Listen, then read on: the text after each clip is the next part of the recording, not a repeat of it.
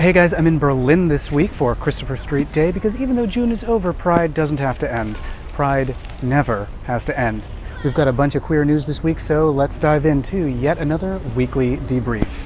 It's been a rough week between violence against gay men in Chechnya and Trump nominating some anti-gay activists to be federal judges, so let's start with some good news.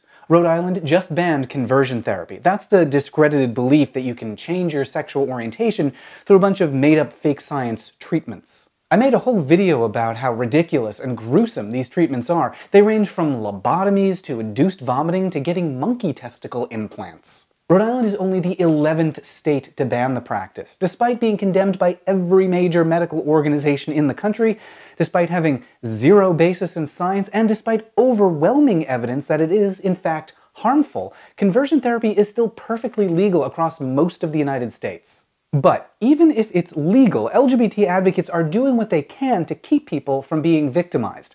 The National Center for Lesbian Rights just filed a lawsuit against a therapist in Berkeley who told a patient for years that he could cure her queerness. The details of the case are particularly shocking. The doctor charged this one woman $70,000 to cure her queerness and also urged her to start dating his male clients.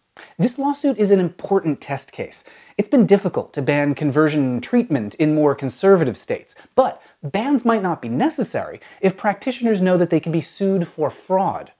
If the lawsuit's successful, it could hasten the end of conversion therapy by making it too financially risky for conversion centers to keep charging people for snake oil. Also this week, the Senate confirmed Trump's nomination of John Bush to be a federal judge. Bush has no previous judicial experience, but he is a former blogger who used anti-gay slurs in a speech and also supported the criminalization of homosexuality. Trump also nominated Daniel Schiff to be a federal judge. His best hits include writing that he's in favor of anti-gay bullying in schools, and also calling same-sex parents immoral. They're not the first anti-gay nominees from Trump, and they won't be the last.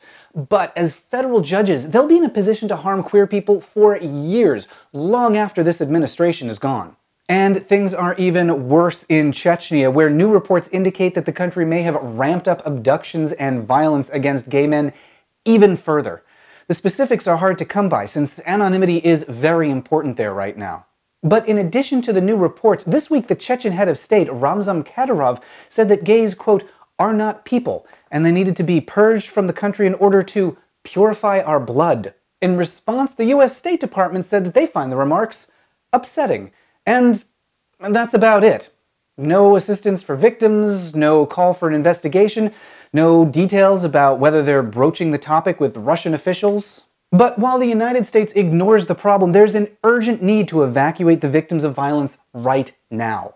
The Russian LGBT network is taking the lead on that work, and you can help. This week's action item is to head to lgbtnet.org and donate or just subscribe to updates. And be sure to spread the word that the violence in Chechnya against gay men is still far from over.